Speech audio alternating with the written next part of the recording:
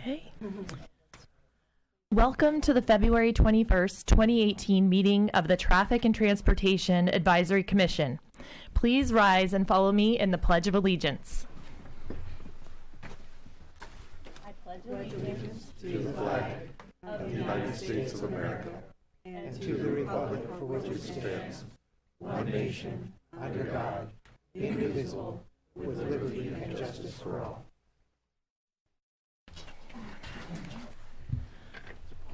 Ms. Zambrano, please call the roll. Commissioner Engler? Here. Commissioner Reeder? Here. Vice Chair Gregory? Here. Chair Simpson? Here. And Commissioner Lemo is expected late.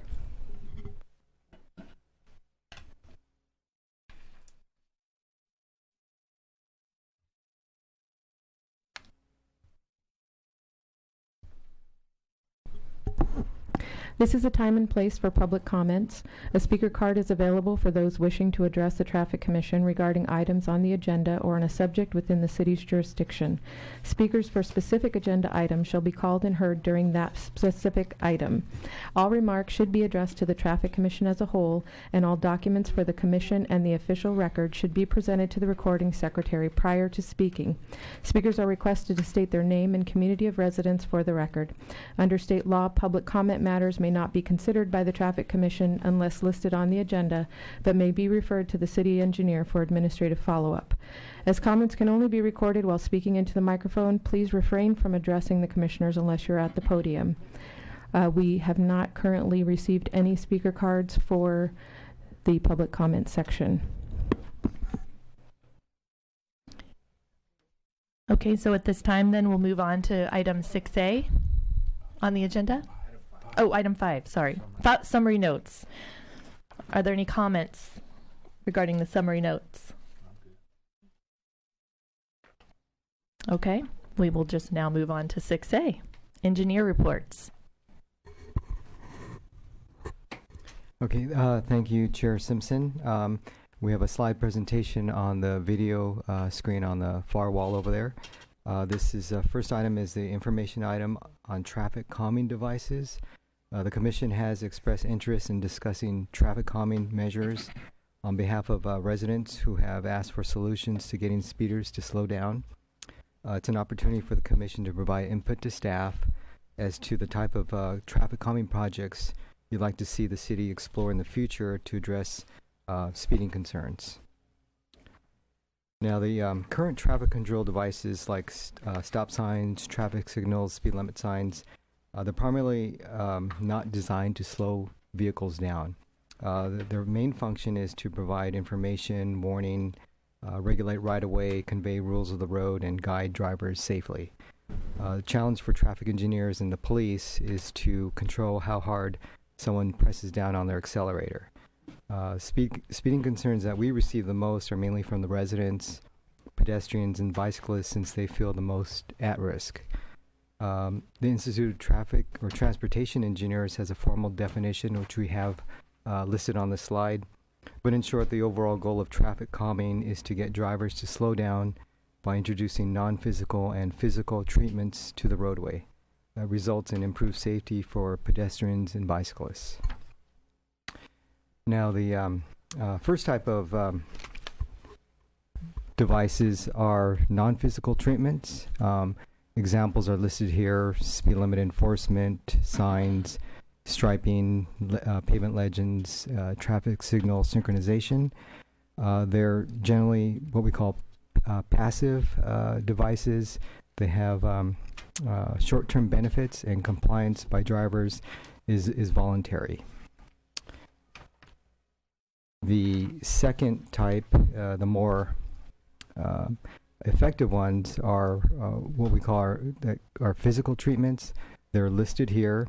I won't go through them all, but it's important to note that the most significant results using these physical treatments, we have the most effective results by using these measures in series, so there's a constant physical restriction along the entire targeted road segment.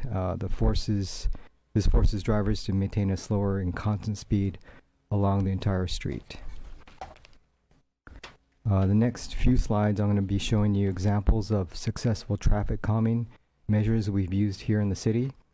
This first slide features speed humps and speed cushions. Speed hump is on the top of this screen. They're either 2 to 3 inches high, 12 feet long, and they span the entire width of the road from gutter to gutter. The lower portion shows a speed cushion. They're basically the same as a speed hump, except they feature cutouts to minimize response time for emergency vehicles. Most of these installations have been installed on what we call shortcut streets, where on an adjacent arterial street, traffic congestion builds up, and commuters who are seeking relief to reduce their travel time, they end up shortcutting down these residential streets. These speed humps and speed cushions are generally spaced about 300 to 400 feet apart to achieve uniform speeds along the entire road segment. Here's an example of a 4 to 3 restriping of a road, where we take a 4-lane road, we eliminate 2 travel lanes, and we end up with 3 lanes, 1 lane in each direction, and a center 2-way turn lane. This photograph is from a successful installation we had on Avenida de los Arboles. I think it was about 6 years ago. We also have a marked bike lane and a area for curbside parking. This type of treatment is ideal for roads that are less than 20,000 vehicles per day or less. Here's an example of lane narrowing, and this is a recent treatment on again on Avenida de los Arboles. This is near Wildwood Park. This is looking eastbound, where we had a number of complaints about speeding along this 45-mile-per-hour street. We took a wide travel lane, which also features a bike lane, and created this new buffer zone in the center, creating more distance between the moving traffic and bikes. We plan to remeasure speeds along this street in about 2 months to see how effective this installation has been. We also have done Edgeline Striping. This is on another recent installation on Lakeview Canyon Road between Valley Spring Drive and Lindero Canyon Road, where there's no sidewalks, and the main concern here was for pedestrian safety. And by adding this edgeline striping, we create this boundary, define an area for automobile traffic to stay in that separates them from pedestrians, bicyclists, and parked vehicles. Traffic Commission may recall that we heard this item back in September of last year. Here, example of a radar feedback sign. This is an installation along Lynn Road. Here's an example of a curb extension. This is at the intersection of Gainsborough Road and Windsor Drive. And essentially, curb extension brings the curbs out about 8 feet on both sides. It shortens the walking distance for pedestrians. And the benefit here is it allows them to see approaching traffic, and approaching traffic has a better view of them. They can look out, have a better view beyond parked vehicles. Here's an example of a median or raised island.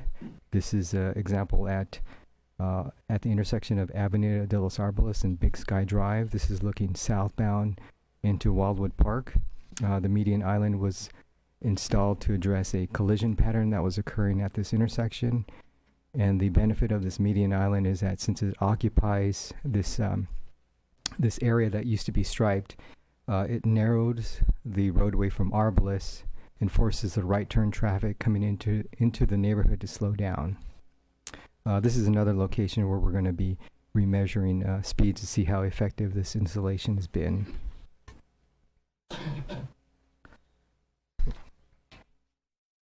We have checked with a number of nearby agencies in Ventura and LA County to see what they're doing in terms of traffic calming. We found this list here of about 7 agencies that do offer speed hump programs to their residents. City of Ventura currently has their program suspended due to lack of funding. County of Ventura requires the petitioners to pay the costs for the speed hump installation. We did find out from Simi Valley and City of Ventura that they do have a couple of mini roundabouts in their neighborhoods. They were not installed by the cities, but they were installed by the developers when the housing tracts were built. Also like to mention in attachment 2 of the staff report, you find a number of traffic calming devices offered by the City of Stockton. It's an example of an agency having a larger toolbox beyond the typical speed hump program that most agencies have. And it can be used as a resource in future cases when we have a situation maybe where the tools that we've used so far aren't sufficient. There's at least 3 components for a successful traffic calming project. First and foremost is having neighborhood support or community support. I'll refer back to the example last November. We had a meeting here at Traffic Commission regarding a proposal to restripe Avenida de los Arboles from 6 lanes to 4 lanes. And during that meeting, it was clear that there was not community support for that restriping proposal. And as a result, we developed a workable solution to maintain the 6 travel lanes, but create a buffer zone between the travel lanes and the bike lanes. Number 2 is that we want to make sure if we're going to put these devices in, if there's any established warrants or guidelines, that the road conditions in terms of traffic volume, sight distance, speeds, and other factors are fully satisfied. And lastly, it's important to follow up with any traffic calming installation with a before and after study to make sure that the project achieves our anticipated results. That way we can see if there's any tweaks or adjustments that may be necessary to achieve any results that weren't met. And there are a number of ways that we do or we can implement traffic calming. The most common way is through citizen requests in the form of petitions. We do have a petition process if a neighborhood wants to install either speed humps or street closures.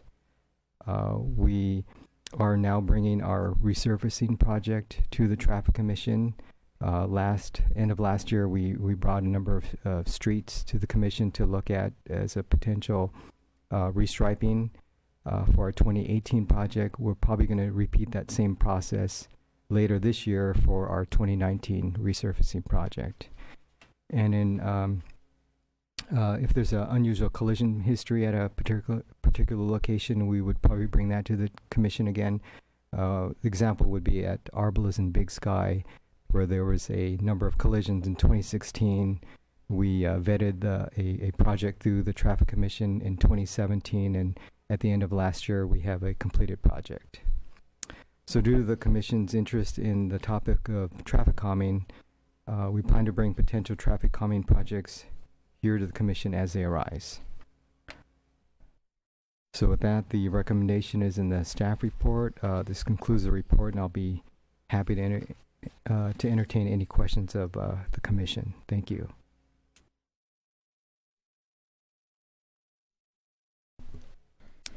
Are there any questions from the staff? I have one. Oh, Commissioner Gregory? Yeah, I just want to thank you for putting this together. Been kind of looking at this for a while because we only have so many tools in the old toolbox. The more that you can visualize how everything is being used, the easier we can find solutions. And I think we've done a pretty good job. And public comment is always welcome. We come up with solutions based on all information and what works feasibly and what we know and what's standard. But there are a lot of tools, and so we're always trying to find the best solution to everything. And I thank you for spending the time to put it together. Makes us better commissioners. Thank you. Commissioner Reeder? Thank you. Looking at those, I found the curb extensions especially interesting in that the pedestrian waiting to cross a street is more visible to a car. and that the actual time it takes a pedestrian to cross a street is less, which allows the traffic to continue earlier. I think that is a wonderful thing for the city to consider installing when practical. I like that a lot. I want to let you know. Commissioner Engler? Thank you. I have a comment and a question. You provided great information to us from the city of Stockton. Now, in the packet, you do say that some of these concepts for traffic calming measures that they published in this document don't apply to us. Which ones were those? Just was curious.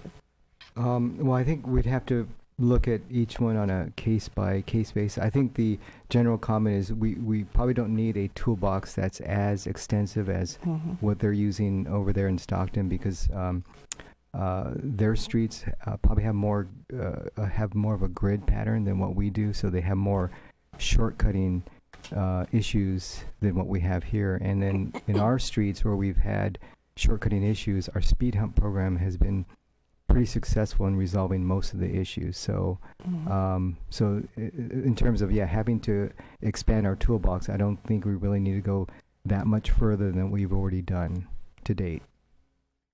This was very educational. I read every page, and I really paid attention to some of the impacts, pro and con. And I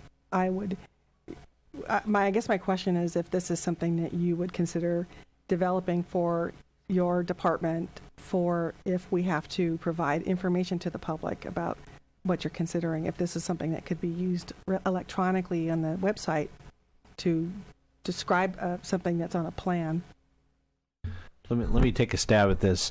Also, to answer your question, all of the things included in there in their toolbox are obviously open for us to use in the future if we find application or the commission finds application. There's nothing in there that we wouldn't consider, I would say. And we absolutely, this is a document obviously from the city of Stockton. I'm not sure. We could definitely look into maybe updating and providing something like that for the city of Thousand Oaks. However, really, we want to do things that are developed from a need or a desire. In other words, we don't want to go fix things that don't necessarily need fixing. So part of that is where we find that there's a need, where there's a citizen complaint or an accident history or one of those things, we will look at that location, we'll look at this list and try to come up with what we think is the best tool to apply to that situation. Thank you. Commissioner Gregory? Yeah, I just wanted to say that actually there are other cities also that have similar documents. I did find this one put together better than ones I have provided staff, with some questions before. But one of the key things that they came back to me is it's much easier to design these into new infrastructure than to try to fit them into old, because there are clearance requirements and stuff. So that's what normally limits the solutions in any one area. The street's not wide enough, or any number of factors. It just can't be retrofit in. Okay, so if there's not any further questions, then we can move on to item 6B, Duesenberg Drive at Clearwater Street and the mini roundabout proposal.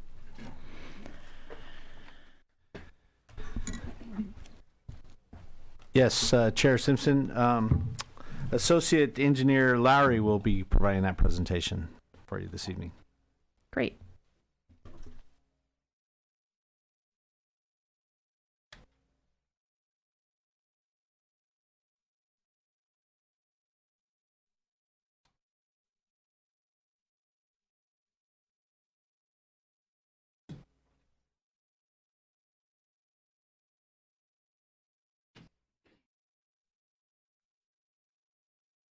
Good evening. Thank you, Chair Simpson.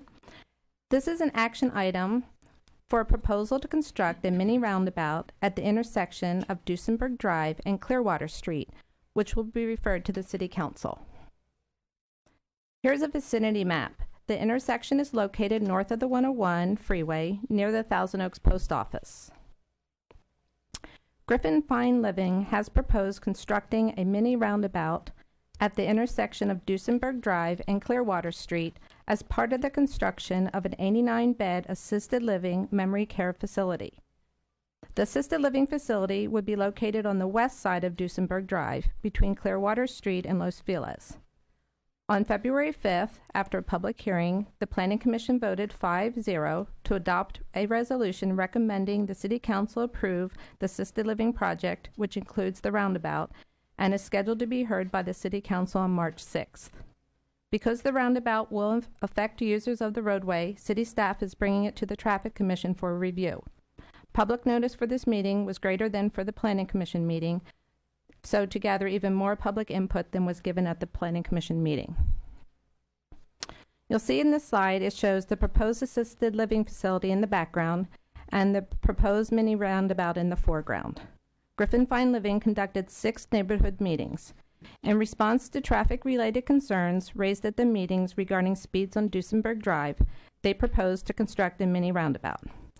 Although the assisted living facility does not require any traffic mitigation, they offered to pay and build a mini roundabout as a traffic calming solution to help slow traffic down.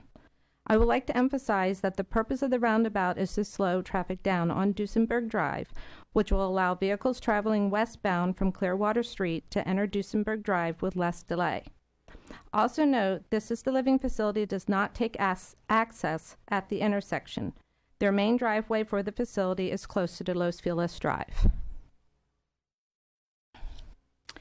Mini roundabouts feature a single lane with a diameter size that is significantly smaller than traditional roundabouts in that they are designed to fit into the existing right-of-way.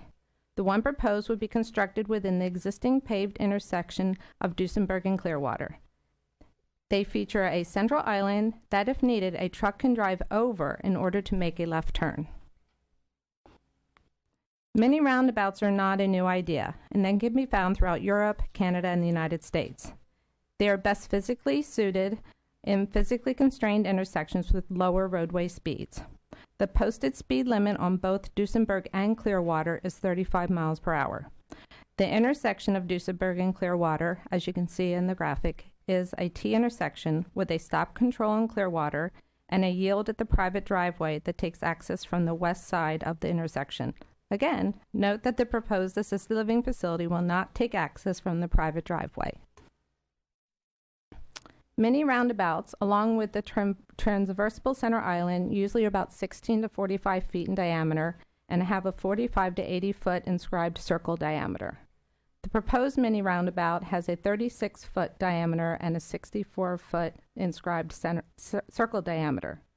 The proposed mini roundabout central island will start at 1 inch. It's a mountable island, and it will transition to a domed shape using decorative pavement to encourage drivers of passenger cars to stay within the circular travelway. As part of the Planning Commission process, the Ventura County Fire District reviewed the plans for the mini roundabout and did not have any comments or conditions on the design.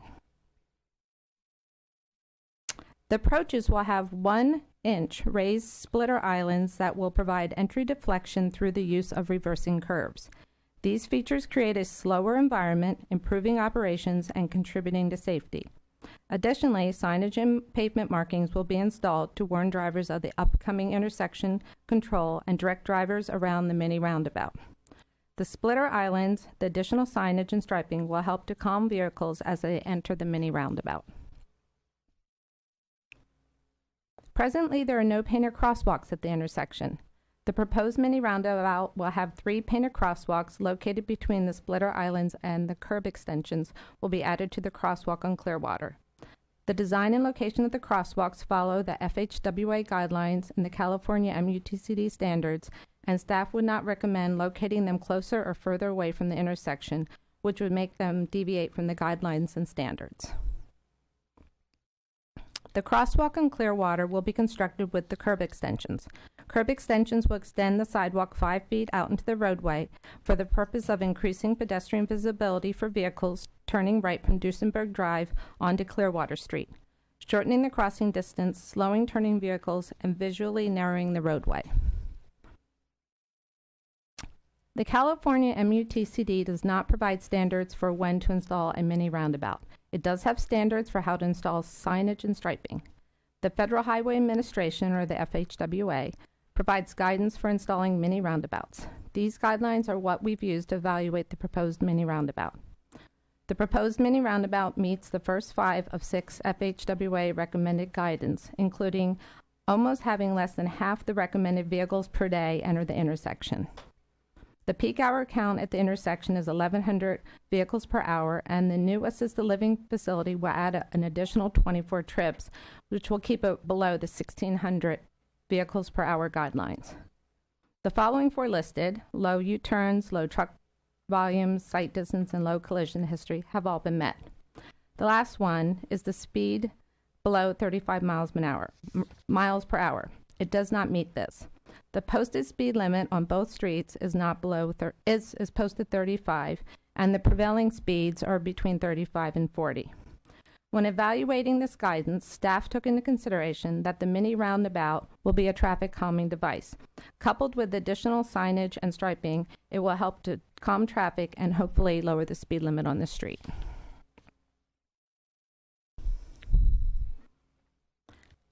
There are anticipated impacts with any traffic calming device, and mini roundabouts are no exception. I will go through each one of these based on the perceived benefits and disadvantages of the users. The vehicles in Clearwater, which currently experience the most delay, will see the most benefit, particularly for vehicles making left turn movements, which will have a decrease in delay as they enter the intersection. In contrast, those vehicles on Duesenberg will see an increase in delay, as they will now require to be slowed down to travel around the roundabout. Essentially, the mini roundabout will provide traffic calming because it creates a delay for traffic on Duesenberg. Vehicle safety should be improved because a decrease in the number of conflict points and slower speeds will be introduced with the roundabout. Because this is a new traffic calming device, there may be some confusion as to who has the right-of-way, which may cause some yield confusion. An educational program will be provided prior, during, and after the installation of the roundabout, which hopefully will address this. There is currently an unbalanced traffic flow between the approaches, as more traffic is on Duesenberg than on Clearwater. This may lead to a disrespect for the yield upon entry. Again, the educational program should help address this concern. Regarding emergency vehicles, roundabouts give equal treatment to each approach, and there will be no priority for emergency vehicles. Pedestrians may find it easier to cross Duesenberg with the new crosswalk installed. The road will be narrower, which will provide a shorter crossing area, and the splitter islands will provide a pedestrian refuge. And last, bicycle safety. Bicyclists familiar with mini roundabouts support the devices because they slow traffic, but those not familiar with them may find them a little more challenging since they will be riding with traffic through the roundabout. Before I conclude my report, there was 2 items that were included in an email that I hadn't included in the report. And one is there was a question about parking on Duesenberg and Clearwater and how will the roundabout affect parking. And right now you can park on Duesenberg, but not overnight. The assisted living facility will not have parking in front of their facility because of the driveways and sight distance. So that parking was going to be eliminated anyway. And there's no parking permitted on Clearwater between Clearwater and the first intersection. So the only place the parking is really going to be impacted is right at the intersection, which, again, on Duesenberg, right at the intersection, it's also prohibited for sight distance, so it really won't impact parking that much. And the other question was raised about, did we study into pedestrian traffic that currently exists on Duesenberg across the street? And no, we haven't. I should honestly say it takes a great deal of staff time to study pedestrian traffic because you have to do it over a long period of time. So we didn't study that, but we actually see this as an improvement to pedestrians because of the crosswalks. So with that, the recommendations in the staff report and the recommendation developed by the Traffic Commission will be presented to the City Council at their March 6th meeting. I'd be happy to answer any questions at this time. Commissioner Gregory?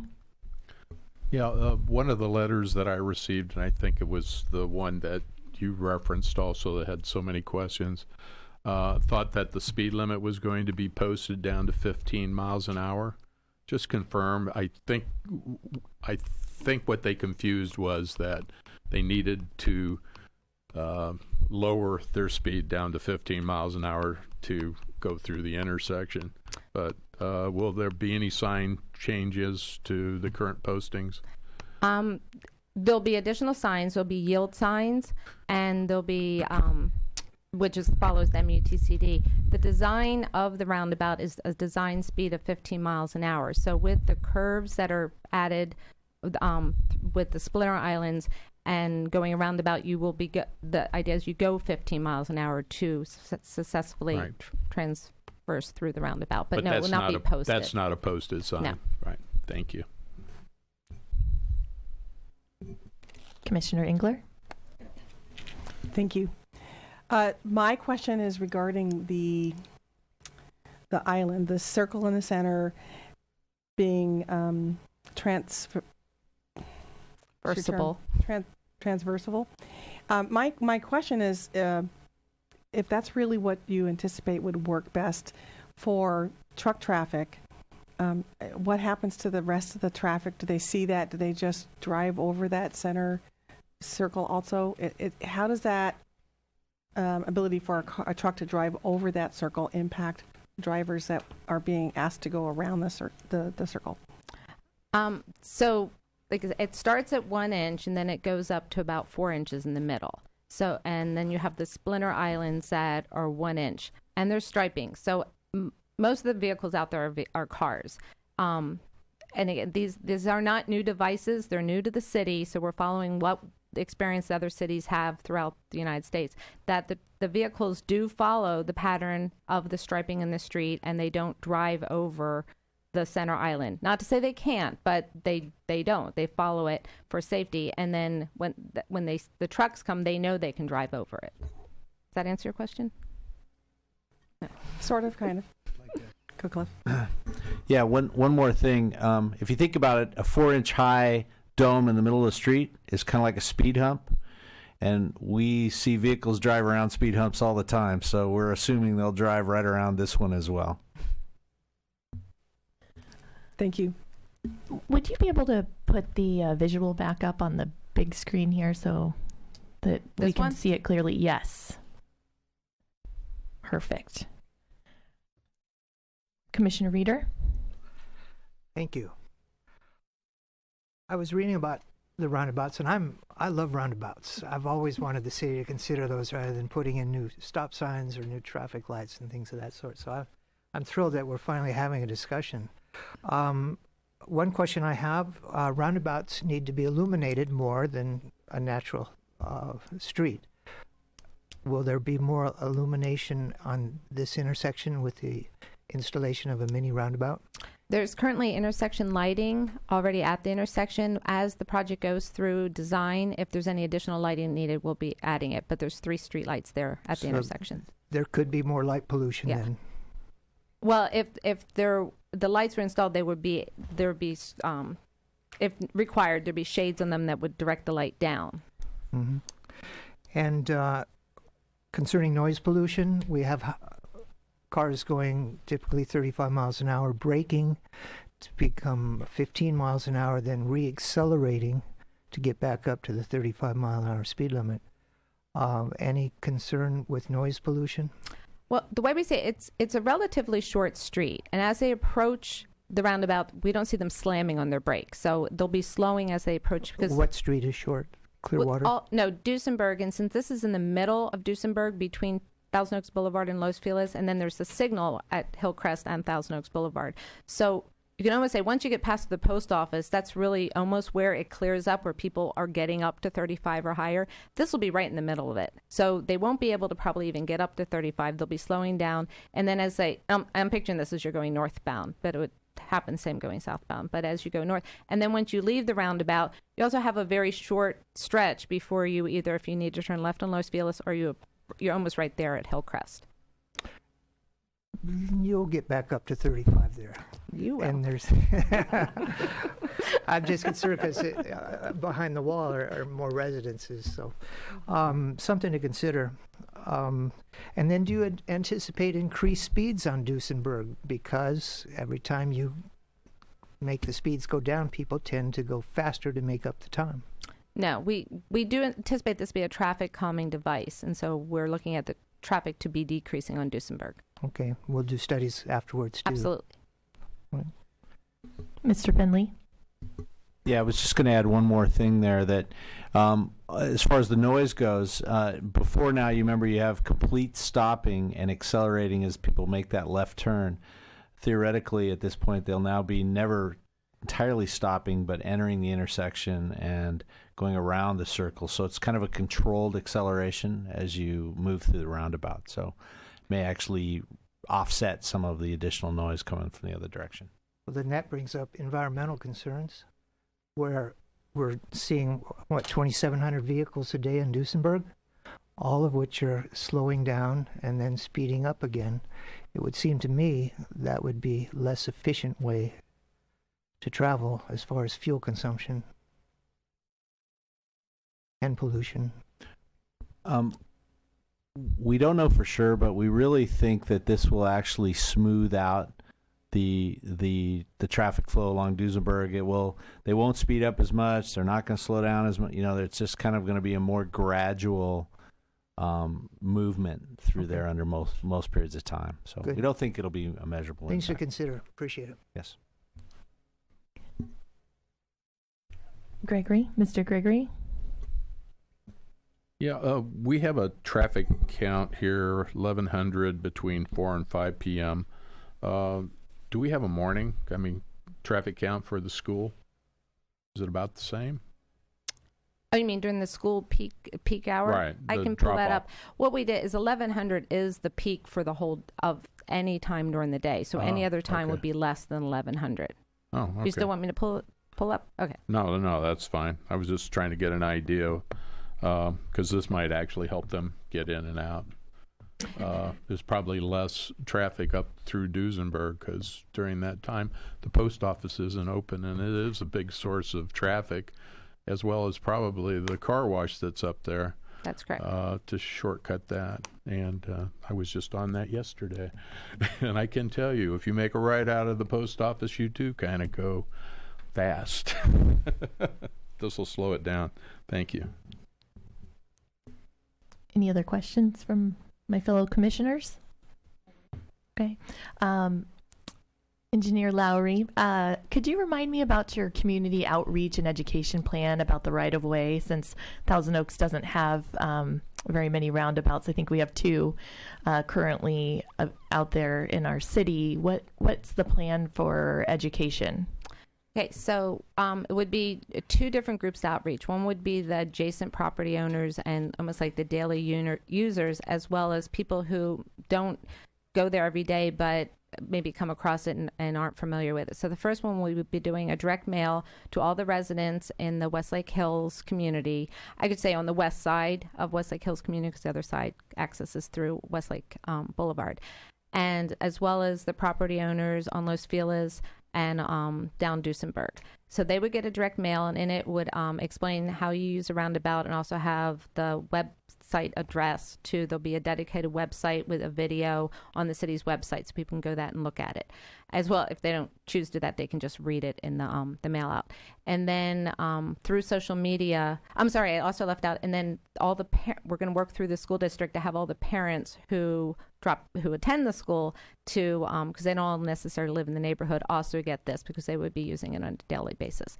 And then we would provide information via the city's social media website or our Facebook page and Twitter to get the information out that there's a dedicated website with that. And this would go on prior to the project being constructed, during construction. There'll probably be signs during construction that tell people, if you have questions, go to this website, similar to our other construction projects. And then afterwards, we continue the education. Any other questions? Commissioner Reeder? Just a quick comment. I have faith in our residents here at Thousand Oaks for driving. When we put in that flashing yellow arrow, oh my God, but nothing's happened. It's been 2 years now, and Nothing's happened. So, and also, if you have a California's driver's license, you're supposed to read the manual, and it describes in there how to use a roundabout. So, Commissioner Engler? Thank you, Chair. So one more question. I actually like roundabouts very much. You do have to slow down and pay attention. And the first 3 or 4 times is a little unnerving, and then you get where you're supposed to be looking. And so I think our challenge is making sure our community is comfortable going through it that first month. But I'm going to go back to the trucks. My question, because I realized that the curbs were identified as being also the 1-inch high curbs. Is that intended for the same turning concerns for large vehicles that might be needing to turn? Yes, because a large, you picture like a moving van, not a UPS truck, a moving van can't get through the intersection. They can't get, right now, they currently need the whole intersection to turn into, even though there's a left turn, center turn lane, they use the whole intersection. So yes, the large trucks need to use the mountable splitter islands as well as the center island in order to turn. And then can you tell me what the entrance into the assisted living facility is intended for? If it's not for daily traffic, didn't you make a statement that that was not going to be for traffic going in and out of the facility? So let me pull up this picture. Okay, so in this picture, on the west side of Duesenberg, across from Clearwater, is a driveway. That's a separate business. It's not related to the assisted living. The assisted living property line is just north of the driveway, and if I go back, so north, as you're going north it's to the right of this graphic, is where the entrance to the assisted living is. So that driveway provides access to a different business. It's not the assisted living. On Los Feliz, there's an access to their underground parking, and then on Duesenberg, it's just visitor. There's about the Griffin Fine Living is here tonight. They may be able to address it. I think it's like a dozen spaces that take access off Duesenberg. It's just to come in and visit and drive out. But if you are staying to visit a resident there, you actually park in their parking garage. Thank you. That helps. Sure. Commissioner Gregory? Yeah, could we add to our outreach the West Lake Hills School so the kids can, bring home something for the parents that are driving them there? Absolutely. All right, thank you. Okay, so if there's no further questions for the staff, then it is time for us to hear from our speakers. I will call your name, and please go to the podium and state your name and city of residence for the record. Our first speaker tonight is Mr. Tony Gitt. Oh. Sure. If that's appropriate.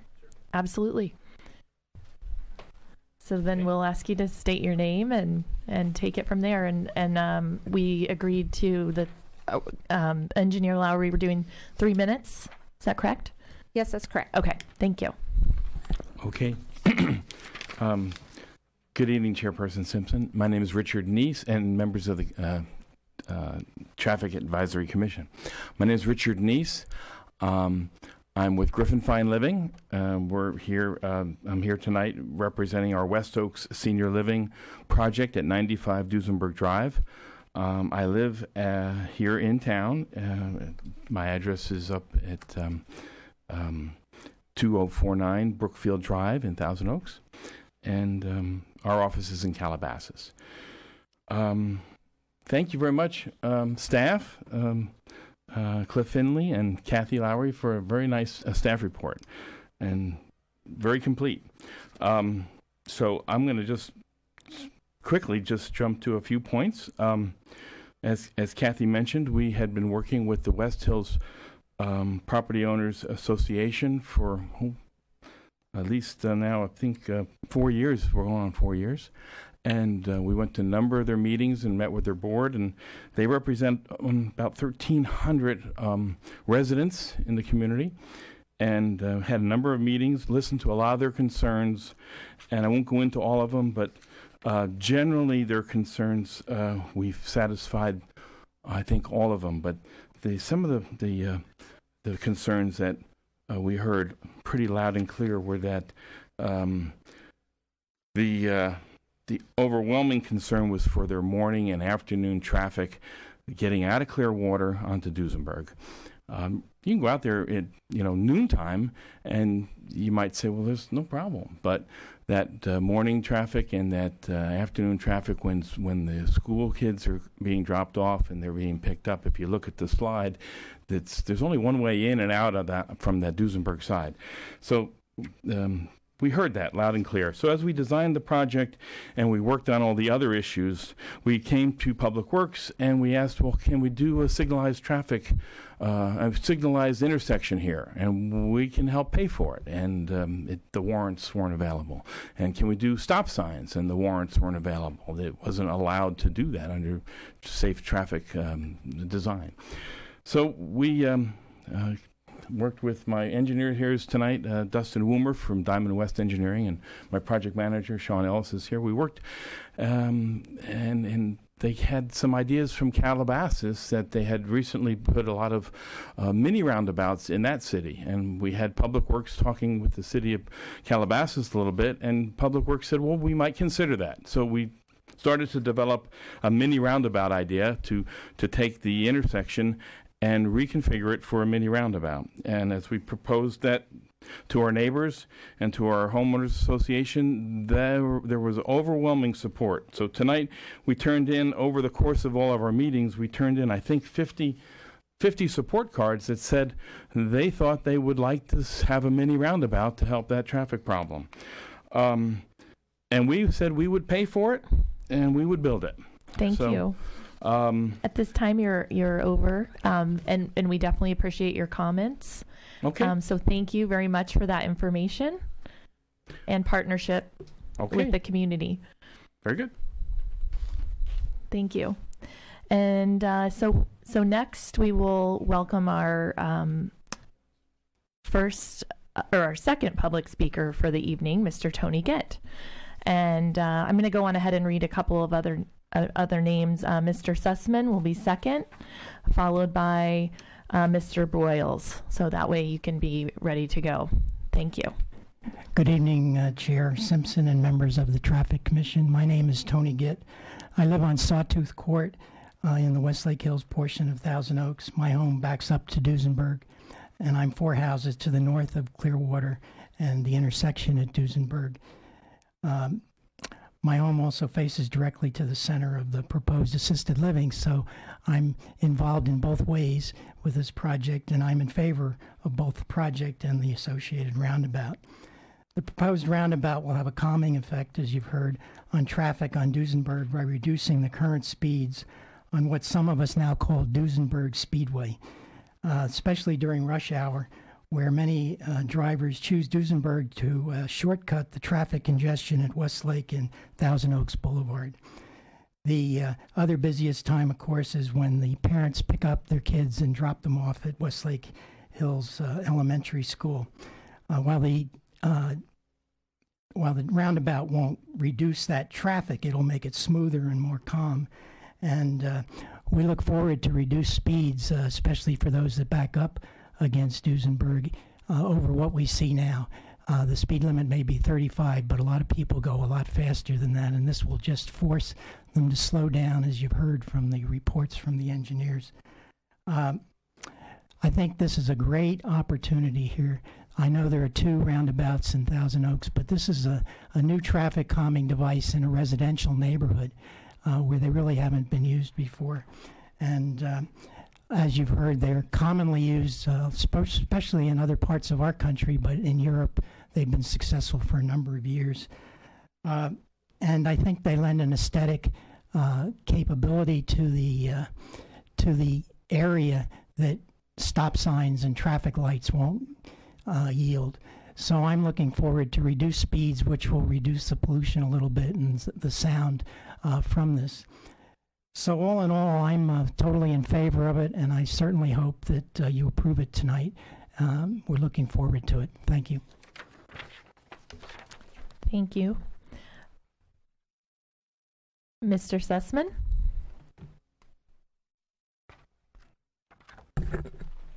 Thank you. My name is Cy Sussman. I live next door to Tony. So I also have a property that's highly impacted by the project. I also am coming up to speak in support of the proposal. As noted, right now there are 3 problems currently with the traffic situation. There's the traffic jams at Clearwater. There's the high speeds of vehicles on Duesenberg. And then it hasn't been discussed much, but there's really no safe way for pedestrians to cross Duesenberg. And there are families who are coming, from local neighborhoods into the neighborhood, primarily for the school. So this proposal appears to me to successfully address all 3 of these issues. So given that I support the proposal, I have 2 suggestions. One, I share Commissioner Reeder's concerns about noise. I think that the proposal will actually help reduce noise from high-speed vehicles. But one thing I'd like the Commission to consider is making Duesenberg a no parking zone, or at least between Clearwater and Los Feliz. So that would discourage people from parking on Duesenberg and then jaywalking across to the assisted living center. People who are long-term visitors. It would encourage them to use the Los Feliz entrance. And then the other thing is just to make sure, especially at night, that those crosswalks are highly visible, because I think there will be perhaps more pedestrian traffic there, or it will encourage people not to jaywalk, but instead to cross at the roundabout. So it just should be highly visible. Thank you. Any questions for the speaker? No? Okay. All right. So next speaker is Mr. David Broyles, and he will be followed by Mr. Dustin Woomer.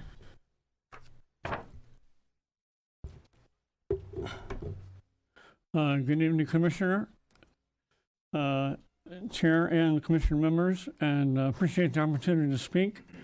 I was the author of the more detailed letter to which Commissioner Engler referred, I believe, and I share the concerns of the previous speaker about parking on Duesenberg, and also I would like to add that parking on Clearwater, stopping on Clearwater is currently a problem, a safety issue, because as cars come around the corner, coming off of Duesenberg on the Clearwater, you often have people stopping right there. They're in their cars. Technically, they're not parked, but they're stopped, so they're as good as parked.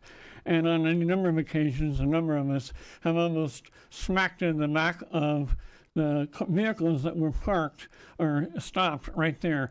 So I would encourage a signage be posted to say no stopping for any circumstances, in addition to no parking, especially on Clearwater at the entrance and the exit, because not only do delivery trucks stop there, but also people taking test drives from the car dealerships.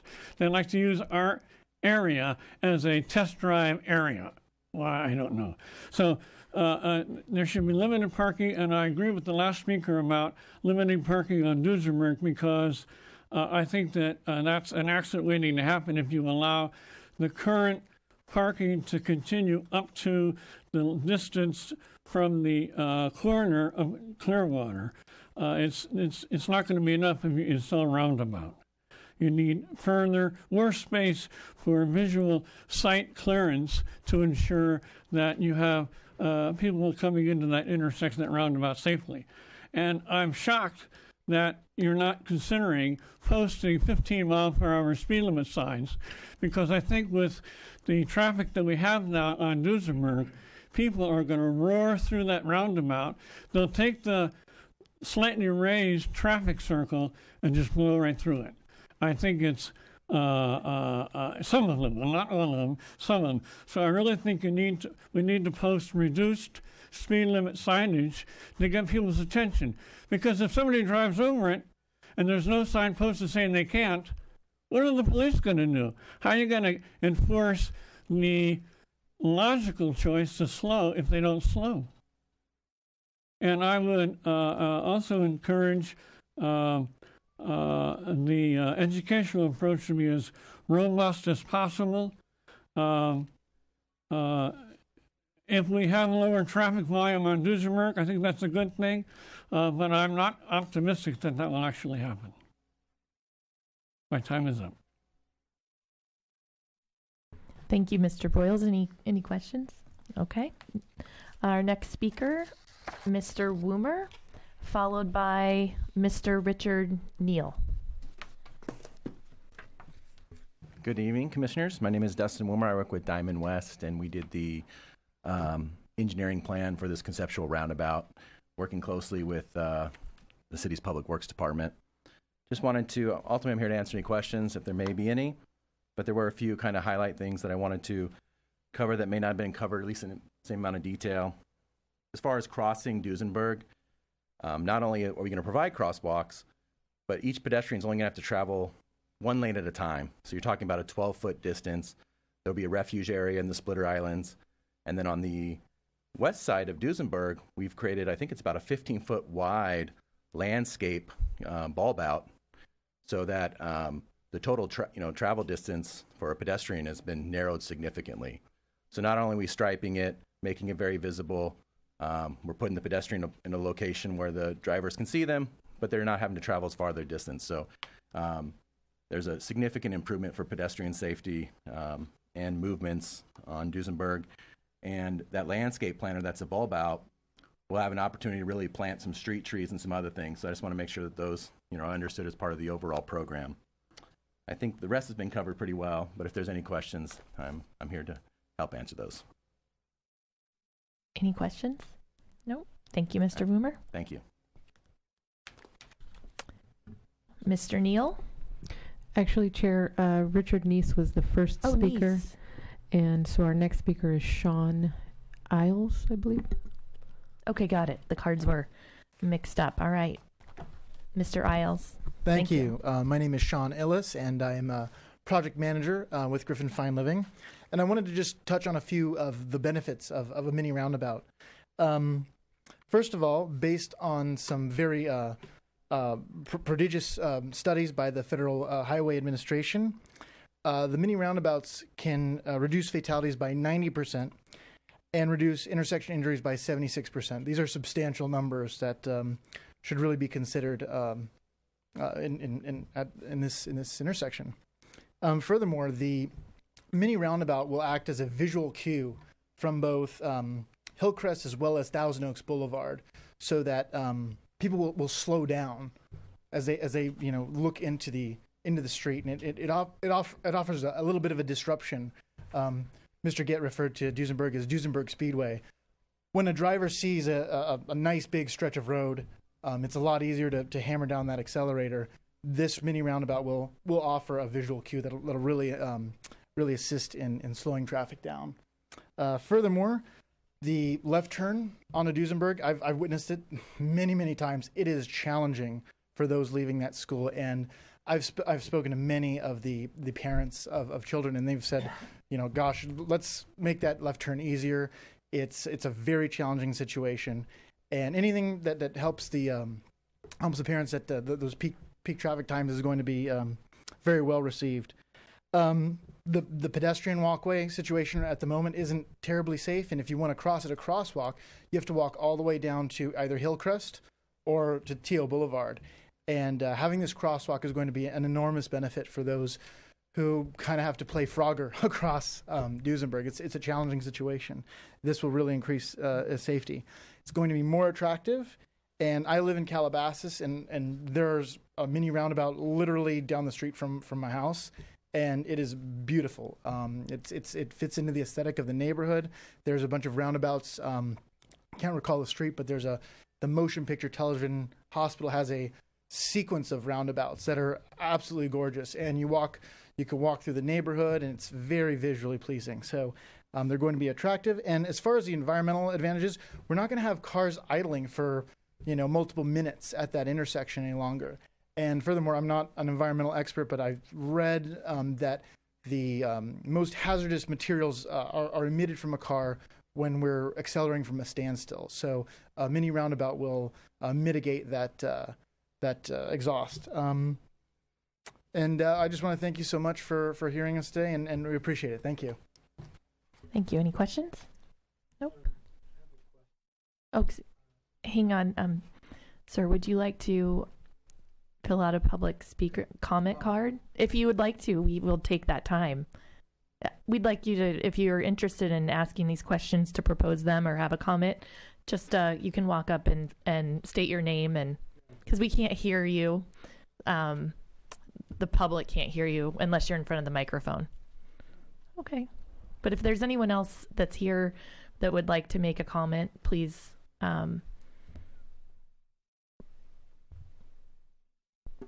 Okay. Oh, all right. So now at this point, we will have our staff respond to the speaker comments Chair, and questions. we do have one more speaker, Peter Spencer. Okay, great. Hello, Mr. Spencer.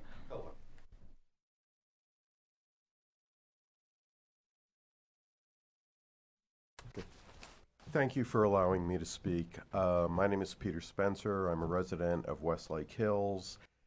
Actually, all of the points I would have wished to make have already been made quite eloquently.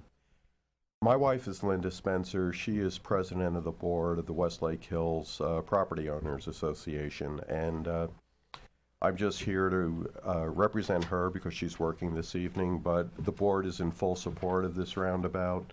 And I am too, so that's what I wish to say. Thank you. Thank you. So at this time, there were a few questions that seemed are lingering out there that potentially the staff could speak to. So we will hear from you. Yes, I have 3 comments to respond to. Regarding the comment about making the crosswalk as highly visible as possible, we'll work with the federal guidelines and the California MUTCD to make sure that's done as per the guidelines as possible.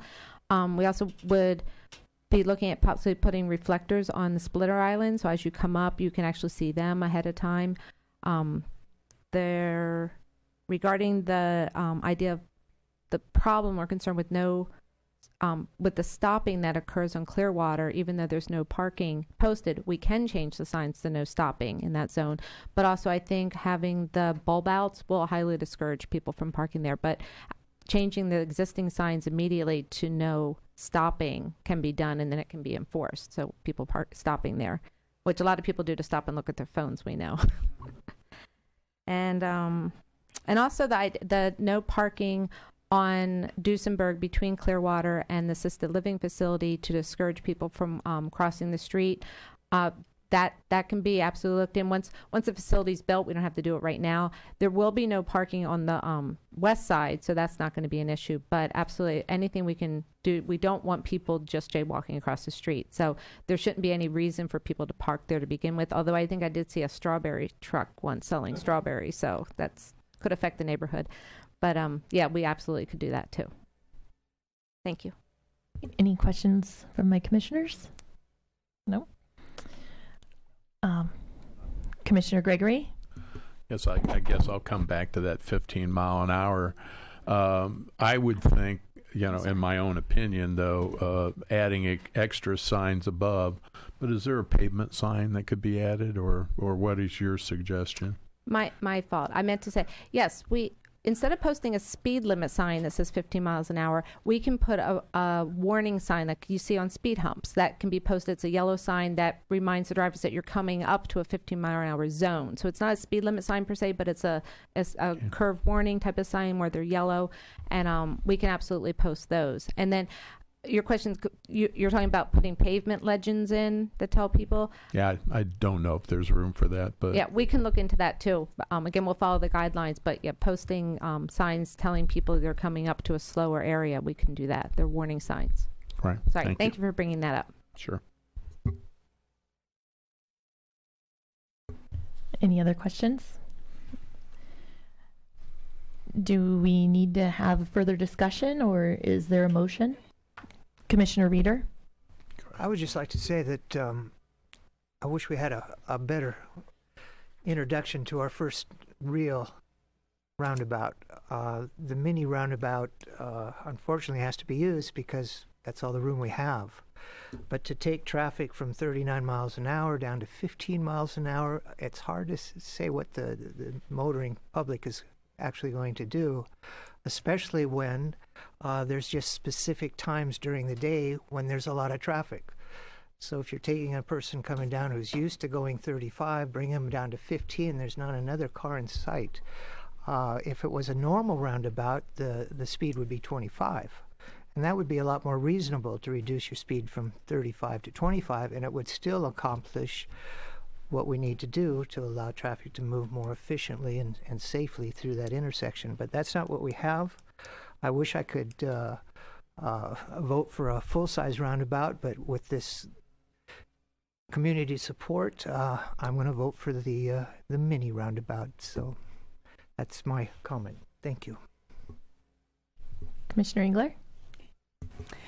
I see your concerns, and I believe what will happen with the presence of the roundabout is that the traffic that will be using Duesenberg in that area will be the traffic that is needing to use that area. So anyone who can go from the post office south to go to a larger boulevard most likely will, if they're encountering the roundabout that slows them down, even if they're rolling through it at 20 miles an hour. They're going to. I think there will be some diversion of traffic to larger boulevards, which is just fine with me. And my only concern is, as we look at the discussion that you've had regarding parking on Duesenberg, my only question I think that we haven't talked about is, why are people parking on Duesenberg, and where will they go if they're not able to park in front of, like between Clearwater and Hillcrest? Where will they park? And if that's hurting people that are needing to park and walk from that location. So I just would ask if we could talk about that at some point. Thank you, Commissioner Engler. Commissioner Gregory? Well, I think this is a well-designed project, and I think we've addressed all our concerns and questions. And I think staff has come up with, solutions to each one. So at this point, I don't have any problem making a mini motion, if it's appropriate, to move forward with staff's recommendation. But we do have a question. Yeah, I've got one more comment I do want to add. Is as we've done in the past, when we go to repave the street, which is actually scheduled for the next 2-year cycle, not this current one, but probably following this construction, we'll likely be coming to you to add bike lanes in those areas away from the intersection, which will likely take out that any parking that was there anyway. So that problem will likely disappear or go by the wayside due to the need for bike lanes. And my top line comment is, first of all, I really want to thank the Planning Commission for them engaging our Traffic Commission here on this project. It seems to me that all the components for success have been validated tonight. first of all, the community support in favor of the project is fantastic. We've established that the guidelines and city standards will be followed, and that the community education, I'm sure it will be robust. So I definitely see this mini roundabout as a very positive project for our community. And with that being said, Commissioner Gregory, would you like to put a major motion or a big motion How about on the floor? the motion that we accept this project to move forward for consideration to the City Council at their next meeting? I think you said March 6th, with the considerations of the few changes that we made that we've addressed tonight. Commissioner Engler? I'll happily second the motion. Great. Mrs. Zambrano, please call the vote. As your name is called, please say yes or no. Commissioner Engler? Yes. Commissioner Reeder? Yes. Vice Chair Gregory? Yes. Chair Simpson? Yes. And the motion carries 4-0.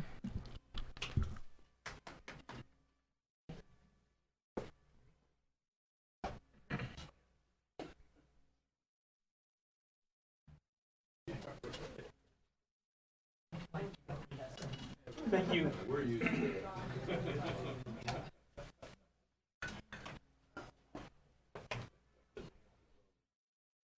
Good job. Thanks for coming out. For everyone, too. Community and everyone. Ms. Zambrano? Are you going to continue with the announcement? I'm sorry.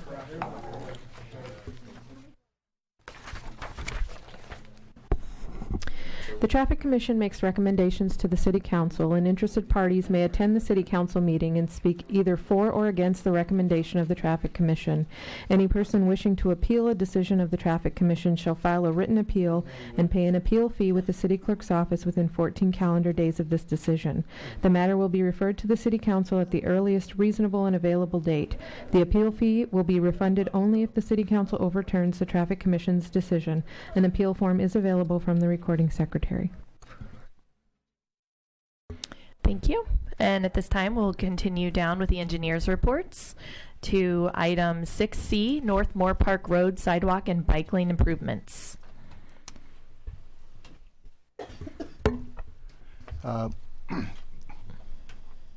Thank you, Chair Simpson and the commissioners.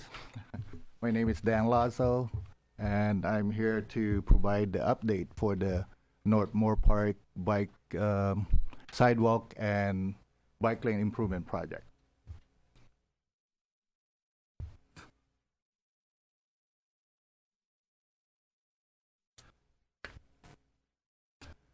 The city plans to improve pedestrian safety by installing additional sidewalk on the west side of the street and install bike lanes along Moore Park Road from Olsen Road to YMCA driveway.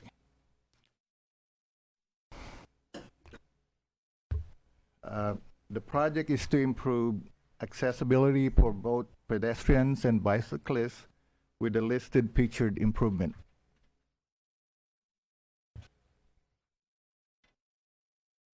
Currently, there's no designated bike lanes on Moore Park Road, and bicycle connectivity is limited. This project will add 3,000 linear feet of new bike lanes on each side of Moore Park Road from Olsen Road to a YMCA driveway. There are missing sidewalks on the west side of Northmoor Park Road. This project will add 2,000 linear feet of new sidewalk and 8 curb ramps. The installation of bike lanes required road widening from 200 feet north of Green Ridge Street to 400 feet south of Cross Ridge Street.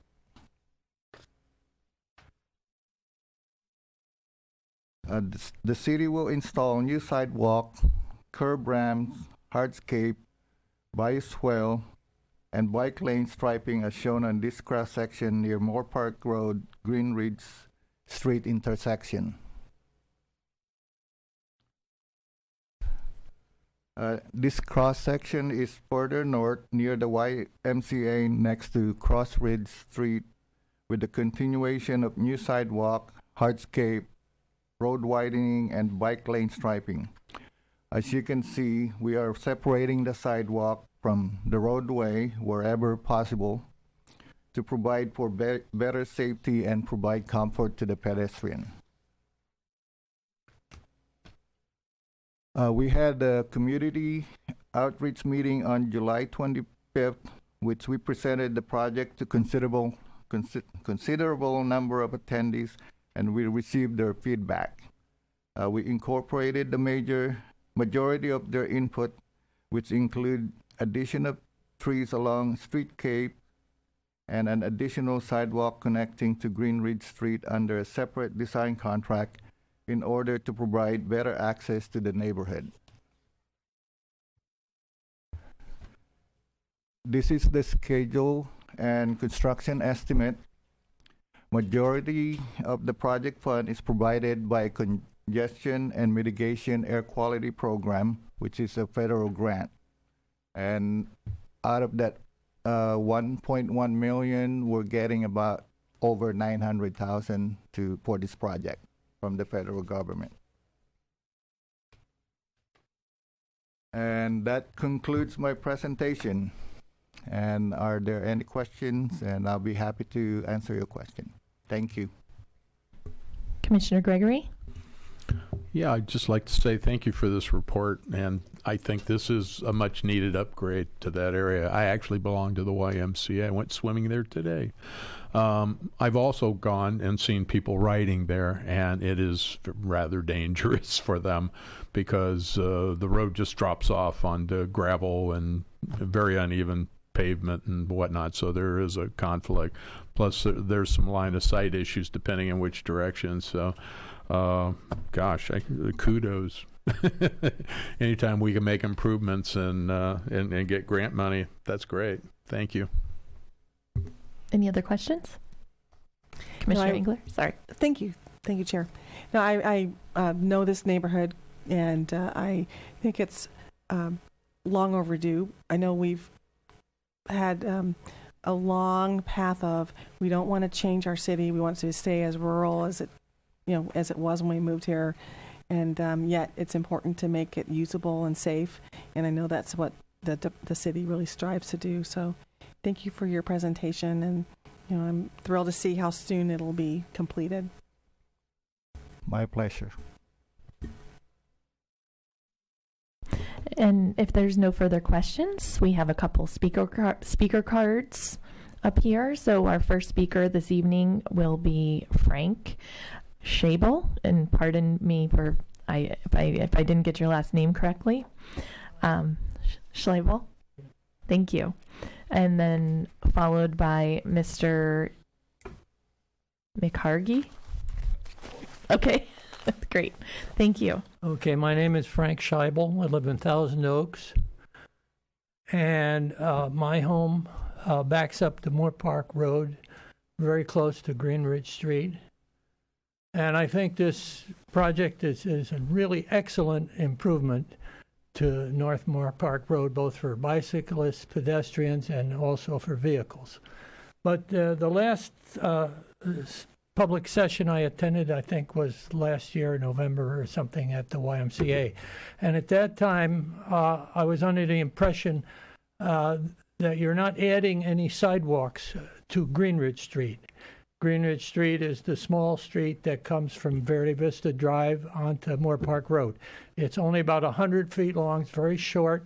There are no sidewalks. It's dirt and concrete curbing. I'm not clear from what was just presented whether that's been changed.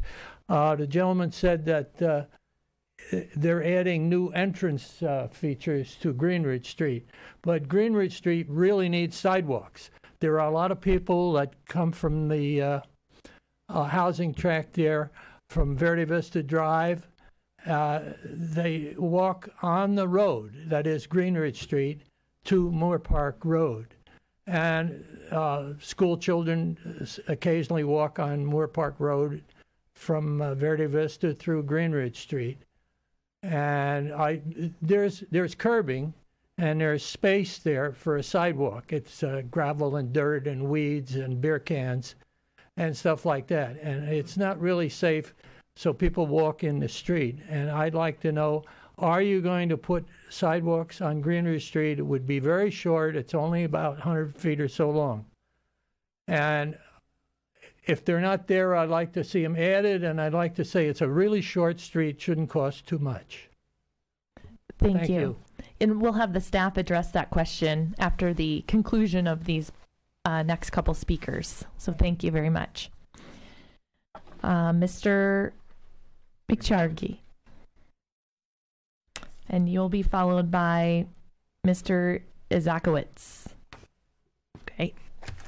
Well, thank you for this opportunity, and I want to commend you for a professional meeting that we've had here, and I apologize for my unprofessional look. I've had a couple of medical problems lately, but in the previous year, I spent time traveling the state talking to grand juries, having previously been on Ventura County grand jury, about public meetings, and I'm not sure that I saw on the comment card that you didn't really have to fill this out with personal information, because anybody has the right to come and speak.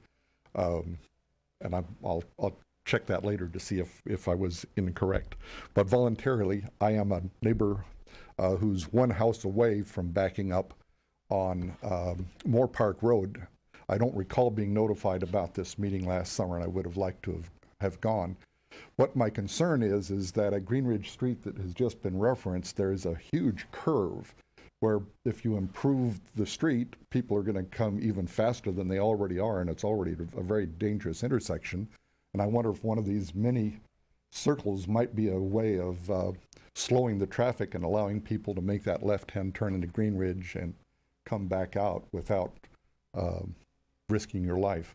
Our 7 kids, we would never allow to go up and walk down that street to go to a store or anything, because there hasn't been a driveway or a place for a bicycle for a kid to go safely. So I'm otherwise in favor of this. If this bicycle lane, however, encourages bicycles to go up the YMCA, I'm a little concerned it's also going to encourage people to go down or up the grade, where that is a very dangerous place for bicycles.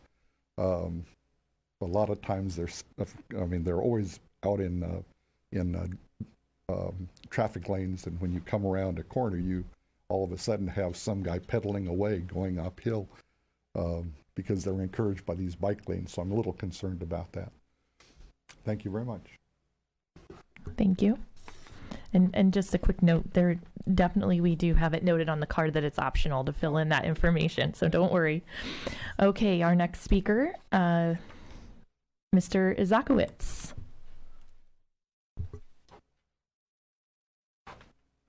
Thank you for having me. Appreciate the opportunity to speak today. I know I only have 3 minutes here.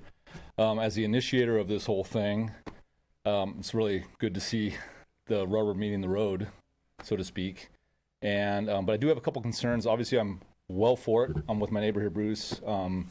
We live in the last community at the north end of Moore Park Road, where in our 21 homes, we can't leave without crossing gravel, unsafe road speeds, and so on and so forth. So we're really excited to see where this goes. One of my main concerns is the 4 or 5 years ago when this all started, I was really looking for a raised sidewalk as, if not just a geographic, but also a physical barrier for cars that are hauling southbound. They come up over the grade at 50 plus miles an hour, and it's posted at 45, but they're in excess of 5-10 miles over that. And many times they just drift onto the dirt berm that is the current shoulder on the west side of Moore Park Road. So one of my main concerns was, when this is all said and done and it's actually safe to walk and push your baby in a carriage and ride your bike on a bike lane, is there any sort of physical barrier to a car that sort of drifts off the road, as I've seen dozens and dozens of times that I've lived there? From the drawings of the schematics, it was kind of hard to tell where that's going. It did look like there was a separation or a distance, so that's appreciated. But I wanted to get more of an answer there, or a conclusive answer as to how exactly it's going to be designed. But we are all for it. So thank you very much for pushing this through. Thank you. So at this time, the staff would like to address those questions, and also talking about Greenridge Street. I think I mentioned earlier on my presentation that we are gonna do a separate design for the Greenridge Street, because right now the funding is all focused on the Moore Park improvement. So anything outside that, it doesn't qualify for the grant. But we are gonna design it and construct the additional sidewalk to connect Moore Park into your street.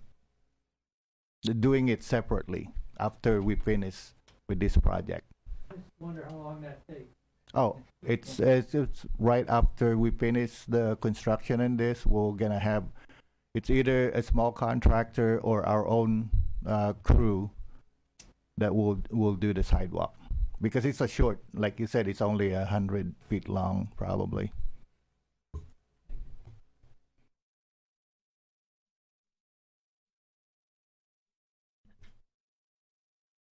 And Engineer Lazo, could you address some of the questions that Mr. Izakowicz brought up about the raised curb? The plan is we're not adding any curb on from the limit to limit. What we are doing is adding a sidewalk from, I guess we show that on the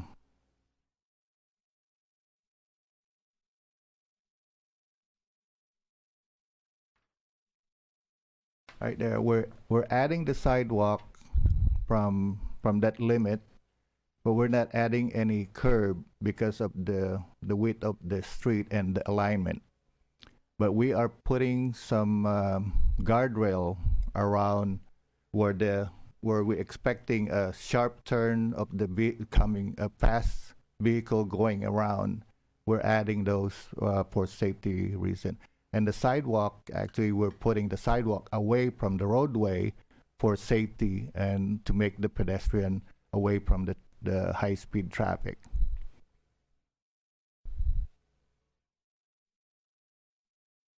Are there any questions by the commissioners? No? Okay. Thank you. We will move on to the next item on the agenda, 6D, the BAT meeting minutes.